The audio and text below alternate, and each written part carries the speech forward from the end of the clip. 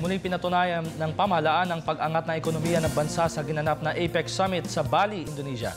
Patunay dito, ipinakilala pa nga ang Pangulong Aquino bilang leader ng economic star in Asia sa ginanap na pagtitipon. Yan ang pinag-usapan sa report ni Elena Luna. Bago pa man formal na pagsasalita ni Pangulong Aquino sa harap ng mga pangunahing negosyante ng Asia-Pasipiko, nakuha na niya agad ang atensyon ng mga naroon.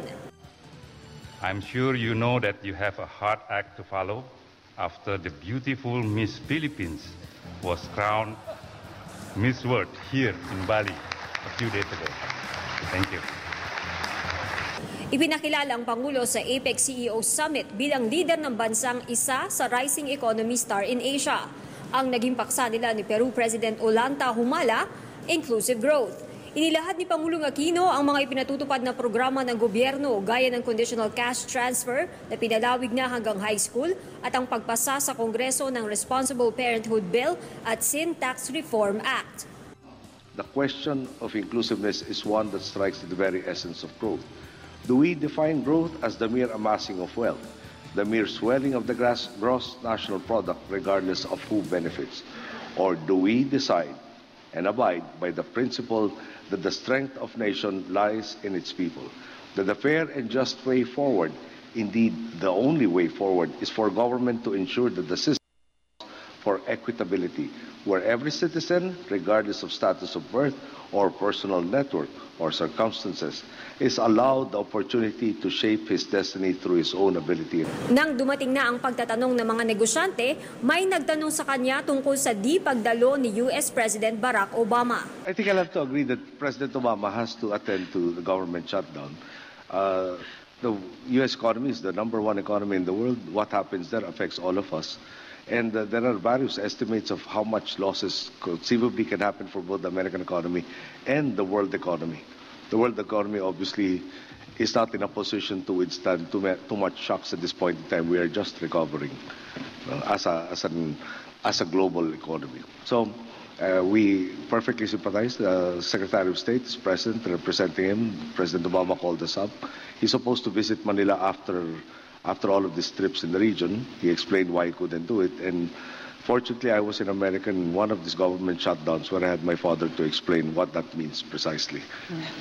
So we perfectly understand the situation. Stability in their economy promotes stability for the rest of the economy. And that is something we need if we are to make a better life for all of our people. Isang Taiwanese naman ang pumuri sa magandang takbo ng ekonomiya ng Pilipinas at nagtanong sa Pangulo kung paano niya matitiyak na magpapatuloy ito. If you could seek a second term, would you be setting yourself to do so? Probably not. But perhaps I'll try to answer in about a minute or so.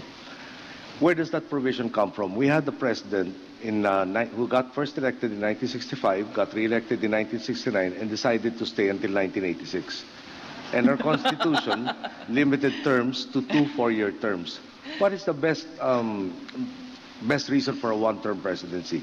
There are decisions, especially for an emerging economy like ours and an emerging country like ours, that may not be politically, so to say, palatable or politically correct. Now, you can make an unpopular decision right now, but it's necessary for the future good.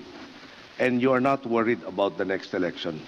Whereas if you are concerned about the next term, everything you do has to be in the backdrop of how to secure your next years in office.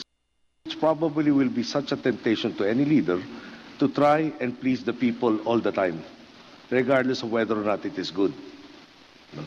Beyond 2016, the belief is if our people are so used to this type of governance, then whoever will portray themselves or will be believed as continuing the policies we have set will be the one to get into office.